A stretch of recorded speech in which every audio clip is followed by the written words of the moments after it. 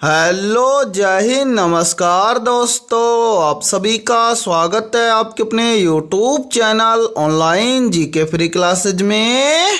आज के इस क्लास में हम रेलवे ग्रुप डी परीक्षा 2025 के लिए बहुत ही इम्पोर्टेंट क्वेश्चन लेकर आए हैं। और मेरे भाई ये सभी क्वेश्चन आपके रेलवे ग्रुप डी एग्जाम 2025 के लिए भी इम्पोर्टेंट रहेंगे, इसलिए इस क्लास को आपको कंप्लीट देखना है। और इस क्लास के एंड में आपको बताना है कि आपके टोटल कितने क्वेश्चन हैं सही होते हैं। और यदि आप इस चैनल से पहली बार जुड़े हैं तो इस यूट्यूब चैनल को कर लीजिए सब्सक्राइब और बेल आइकन को प्रेस करना, ताकि ऐसी शानदार क्लास का नोटिफिकेशन आपको सबसे पहले देखने को मिले। तो चलिए शुरू करते हैं आज के इस क्लास को बिना देरी के।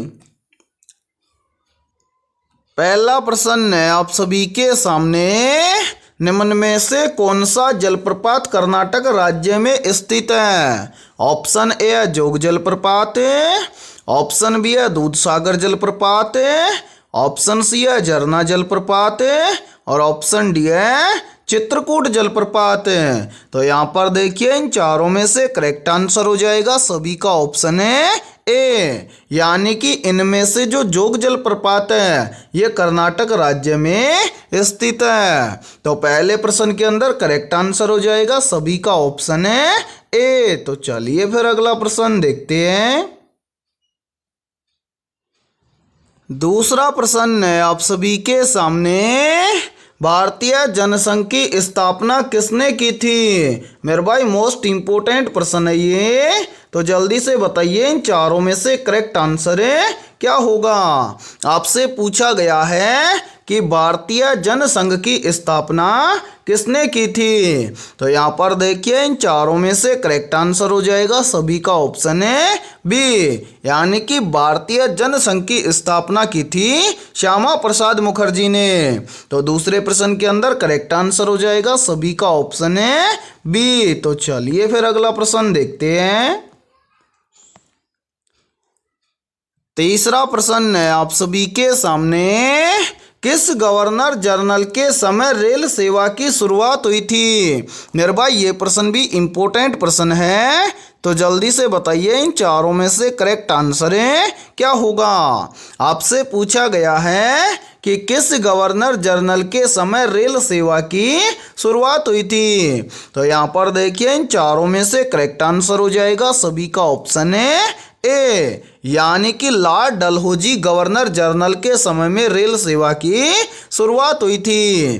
तो तीसरे प्रश्न के अंदर करेक्ट आंसर हो जाएगा सभी का ऑप्शन है ए। और मेरे भाई यहाँ पर देखिए आप सभी के लिए बहुत ही इम्पोर्टेंट सूचना है, यदि आप पहली बार के अंदर रेलवे ग्रुप डी एग्जाम 2025 को क्रैक करना चाहते हैं तो हमने आपके रेलवे ग्रुप डी एग्जाम 2025 के लिए जीके, जीएस, साइंस, मैथमेटिक्स और रीजनिंग यानी कि ऑल सब्जेक्ट के ऊपर 21,000 प्लस मोस्ट इंपोर्टेंट क्वेश्चनों का पीडीएफ सेट तैयार किया है।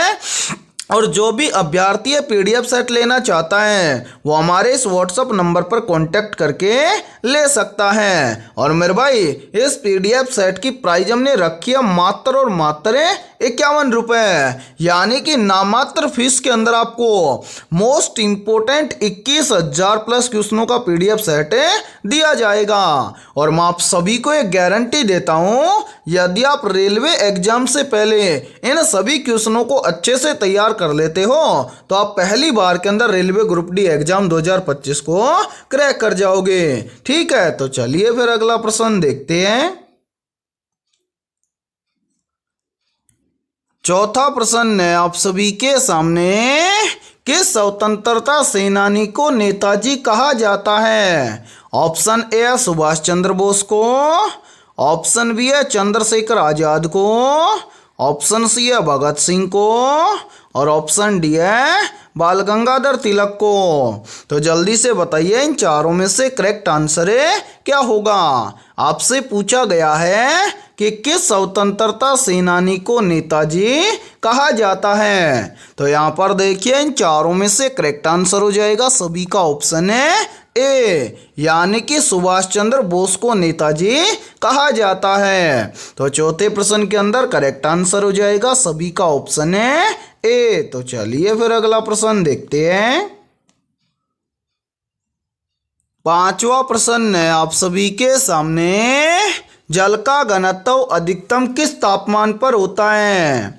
ऑप्शन ए 0 डिग्री सेल्सियस तापमान पर है, ऑप्शन बी है 4 डिग्री सेल्सियस तापमान पर है, ऑप्शन सी है 25 डिग्री सेल्सियस तापमान पर है और ऑप्शन डी है 100 डिग्री सेल्सियस तापमान पर है। तो यहाँ पर देखिए इन चारों में से करेक्ट आंसर हो जाएगा सभी का ऑप्शन है बी, यानी कि जल का घनत्व अधिकतम होता है 4 डिग्री सेल्सियस तापमान पर है। तो पांचवें प्रश्न के अंदर करेक्ट आंसर हो जाएगा सभी का ऑप्शन है बी। तो चलिए फिर अगला प्रश्न देखते हैं। छठा प्रश्न है आप सभी के सामने, प्रोजेक्ट टाइगर किस वर्ष शुरू किया गया था? ऑप्शन ए वर्ष 1965 में, ऑप्शन बी है वर्ष 1973 में, ऑप्शन सी है वर्ष 1980 में और ऑप्शन डी है वर्ष 1992 में। तो यहाँ पर देखिए इन चारों में से करेक्ट आंसर हो जाएगा सभी का ऑप्शन है बी, यानी कि प्रोजेक्ट टाइगर है वर्ष 1973 में शुरू किया गया था। तो छठे प्रश्न के अंदर करेक्ट आंसर हो जाएगा सभी का ऑप्शन है बी। तो चलिए फिर अगला प्रश्न देखते हैं। सातवां प्रश्न है आप सभी के सामने, किस शहर को गुलाबी नगरी के नाम से जाना जाता है? ऑप्शन ए है जयपुर शहर को, ऑप्शन बी है जोधपुर शहर को, ऑप्शन सी है उदयपुर शहर को और ऑप्शन डी है नागपुर शहर को। तो यहाँ पर देखिए इन चारों में से करेक्ट आंसर हो जाएगा सभी का ऑप्शन है ए, यानी कि जयपुर शहर को गुलाबी नगरी के नाम से जाना जाता है। तो सातवें प्रश्न के अंदर करेक्ट आंसर हो जाएगा सभी का ऑप्शन है ए। तो चलिए फिर अगला प्रश्न देखते हैं। आठवां प्रश्न है आप सभी के सामने, आंख का कौन सा भाग प्रकाश को प्रवेश करने देता है? ऑप्शन ए है रेटिना, ऑप्शन बी है कॉर्निया, ऑप्शन सी है आइरिस और ऑप्शन डी है लेंस।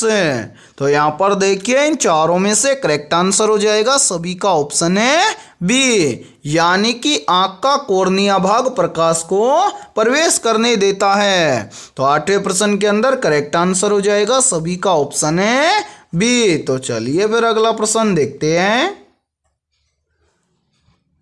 नौवां प्रश्न है आप सभी के सामने, राष्ट्रीय खेल दिवस किस खिलाड़ी की याद में मनाया जाता है? तो यहाँ पर देखिए इन चारों में से करेक्ट आंसर हो जाएगा सभी का ऑप्शन है सी, यानी कि राष्ट्रीय खेल दिवस खिलाड़ी ध्यानचंद की याद में मनाया जाता है। तो नौवें प्रश्न के अंदर करेक्ट आंसर हो जाएगा सभी का ऑप्शन है सी। तो चलिए फिर अगला प्रश्न देखते हैं। 10वां प्रश्न है आप सभी के सामने, निम्न में से किस वर्ष बक्सर का युद्ध हुआ था? ऑप्शन ए वर्ष 1757 में, ऑप्शन बी है वर्ष 1764 में, ऑप्शन सी है वर्ष 1775 में और ऑप्शन डी है वर्ष 1782 में। तो यहाँ पर देखिए इन चारों में से करेक्ट आंसर हो जाएगा सभी का ऑप्शन है बी, यानी कि वर्ष 1764 में बक्सर का युद्ध हुआ था। तो 10वें प्रश्न के अंदर करेक्ट आंसर हो जाएगा सभी का ऑप्शन है बी। और मेरे भाई यहाँ पर देखिए, यदि ये क्लास आपको पसंद आ रही है तो जल्दी से एक बार इस क्लास को लाइक कर दीजिए और यदि आप इस चैनल से पहली बार जुड़े हैं तो इस चैनल को कर लीजिए सब्सक्राइब और बेल आइकन को प्रेस करना, ताकि ऐसी शानदार क्लास का नोटिफिकेशन आपको सबसे पहले देखने को मिले। और आज की इस क्लास के अंदर हमने बहुत ही इंपॉर्टेंट क्वेश्चनों को कवर किया है और सेम इसी लेवल के क्वेश्चन आपके एग्जाम के अंदर पूछे जाते हैं, इसलिए सभी अभ्यर्थियों को इस क्लास के अंदर एंड तक बने रहना है और क्लास के एंड में आपको बताना है कि आपके टोटल कितने क्वेश्चन सही होते हैं। और इससे भी बेहतर सूचना है आप सभी के लिए मेरे भाई, यदि आप अपनी तैयारी को परखना चाहते हैं तो हमारा दूसरा यूट्यूब चैनल है मिशन टारगेट क्लासेज के नाम से। उस यूट्यूब चैनल पर रोजाना सुबह 9:15 पर मॉक टेस्ट होता है और जो भी अभ्यर्थी ये मॉक टेस्ट लगाना चाहता है वो हमारे mission target classes YouTube channel को सब्सक्राइब कर सकता है। और मेरे भाई ये मॉक टेस्ट आपको एग्जाम तक बिल्कुल फ्री मिलने वाले हैं। ठीक है, तो चलिए फिर अगला प्रश्न देखते हैं। 11वां प्रश्न है आप सभी के सामने। भारत में पंचवर्षीय योजनाएं किसके अंतर्गत आती थी? ऑप्शन ए नीति आयोग के अंतर्गत है, ऑप्शन बी है वित्त आयोग के अंतर्गत है, ऑप्शन सी है योजना आयोग के अंतर्गत है और ऑप्शन डी है राज्य सरकार के अंतर्गत है। तो यहाँ पर देखिए इन चारों में से करेक्ट आंसर हो जाएगा सभी का ऑप्शन है सी, यानी कि भारत में पंचवर्षीय योजनाएं योजना आयोग के अंतर्गत आती थी। तो 11वें प्रश्न के अंदर करेक्ट आंसर हो जाएगा सभी का ऑप्शन है सी। तो चलिए फिर अगला प्रश्न देखते हैं। 12वां प्रश्न है आप सभी के सामने। स्वच्छ भारत मिशन कब शुरू किया गया था? ऑप्शन ए 2 अक्टूबर 2014 में, ऑप्शन बी है 15 अगस्त 2015 में, ऑप्शन सी है 26 जनवरी 2016 में और ऑप्शन डी है 1 मई 2015 में। तो यहाँ पर देखिए इन चारों में से करेक्ट आंसर हो जाएगा सभी का ऑप्शन है ए, यानी कि स्वच्छ भारत मिशन शुरू किया गया था 2 अक्टूबर 2014 में। तो 12वें प्रश्न के अंदर करेक्ट आंसर हो जाएगा सभी का ऑप्शन है ए। तो चलिए फिर अगला प्रश्न देखते हैं। 13वां प्रश्न है आप सभी के सामने। भारत में संविधान दिवस कब मनाया जाता है? ऑप्शन ए 26 जनवरी को, ऑप्शन बी है 15 अगस्त को, ऑप्शन सी है 26 नवंबर को और ऑप्शन डी है 2 अक्टूबर को। तो यहाँ पर देखिए इन चारों में से करेक्ट आंसर हो जाएगा सभी का ऑप्शन है सी, यानी कि भारत में संविधान दिवस मनाया जाता है 26 नवंबर को। तो 13वें प्रश्न के अंदर करेक्ट आंसर हो जाएगा सभी का ऑप्शन है सी। तो चलिए फिर अगला प्रश्न देखते हैं। 14वां प्रश्न है आप सभी के सामने। मुगल गार्डन अब किस नाम से जाना जाता है? मेरे भाई वेरी इंपॉर्टेंट प्रश्न है ये, तो जल्दी से बताइए इन चारों में से करेक्ट आंसर है क्या होगा। आप सभी से पूछा गया है कि मुगल गार्डन अब किस नाम से जाना जाता है। तो यहाँ पर देखिए इन चारों में से करेक्ट आंसर हो जाएगा सभी का ऑप्शन है बी, यानी कि मुगल गार्डन अब अमृत उद्यान के नाम से जाना जाता है। तो 14वें प्रश्न के अंदर करेक्ट आंसर हो जाएगा सभी का ऑप्शन है बी। तो चलिए फिर अगला प्रश्न देखते हैं। 15वां प्रश्न है आप सभी के सामने। राष्ट्रीय महिला आयोग की स्थापना कब हुई थी? ऑप्शन ए वर्ष 1987 में, ऑप्शन बी है वर्ष 1992 में, ऑप्शन सी है वर्ष 1995 में और ऑप्शन डी है वर्ष 2001 में। तो यहाँ पर देखिए इन चारों में से करेक्ट आंसर हो जाएगा सभी का ऑप्शन है बी, यानी कि राष्ट्रीय महिला आयोग की स्थापना हुई थी वर्ष 1992 में। तो 15वें प्रश्न के अंदर करेक्ट आंसर हो जाएगा सभी का ऑप्शन है बी। तो चलिए फिर अगला प्रश्न देखते हैं। 16वां प्रश्न है आप सभी के सामने। निम्नलिखित में से द्रविड़ शैली किससे संबंधित है? ऑप्शन ए चित्रकला से, ऑप्शन बी है नृत्य शैली से, ऑप्शन डी है वास्तुकला से और ऑप्शन डी है संगीत से। तो जल्दी से बताइए इन चारों में से करेक्ट आंसर है क्या होगा।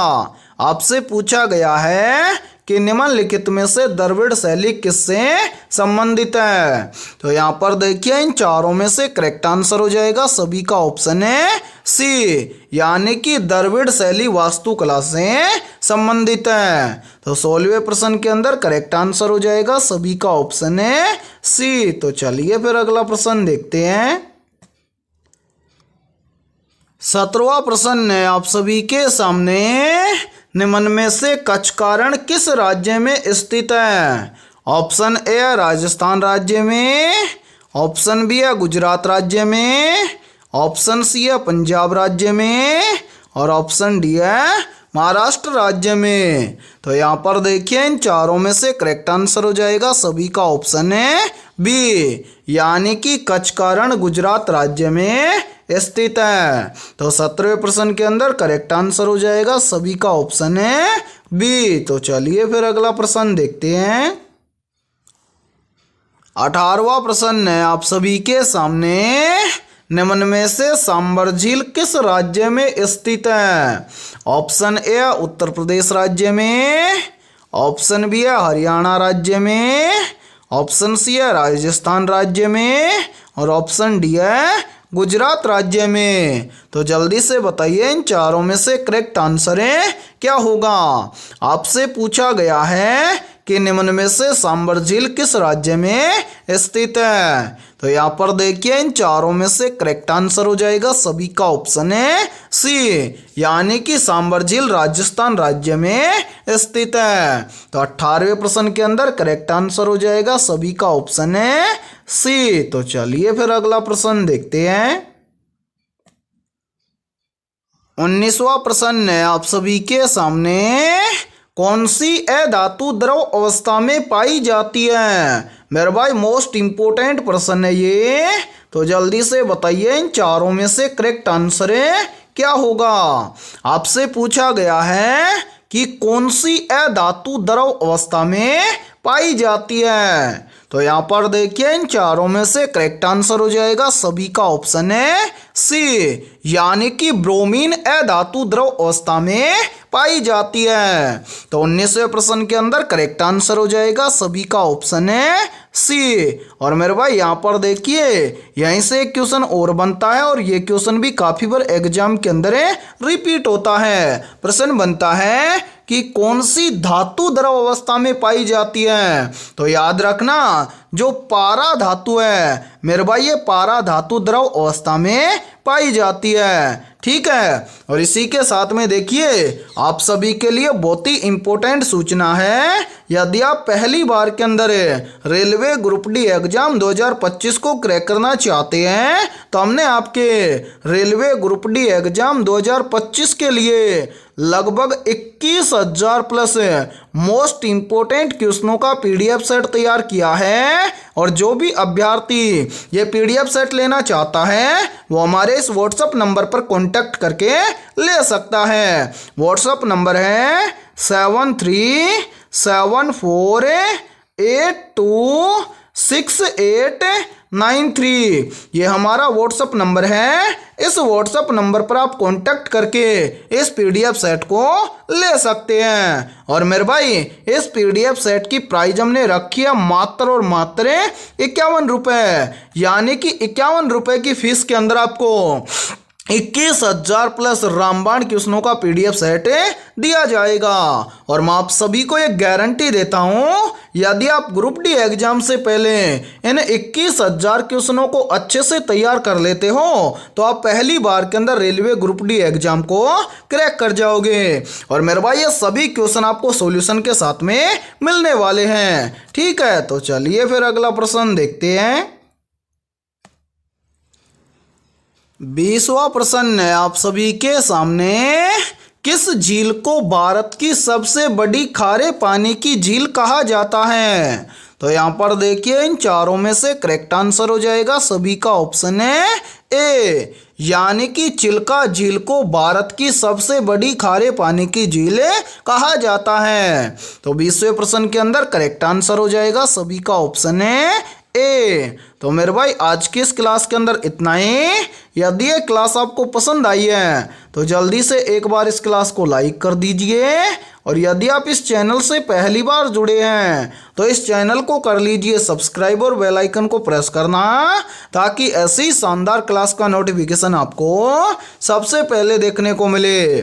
और आज की इस क्लास के अंदर हमने 20 बहुत ही इंपॉर्टेंट क्वेश्चन करवाए हैं। तो इन 20 में से आपके कितने क्वेश्चन सही हुए हैं सभी को कमेंट सेक्शन के अंदर कमेंट करके बताना है। और जिन भी अभ्यर्थियों के इन 20 में से लगभग 18 प्लस क्वेश्चन सही हुए हैं तो समझना उनकी तैयारी बेहतर है। तो फिर मिलते हैं ऐसे ही बेहतरीन क्वेश्चनों के साथ सुबह 11 बजे।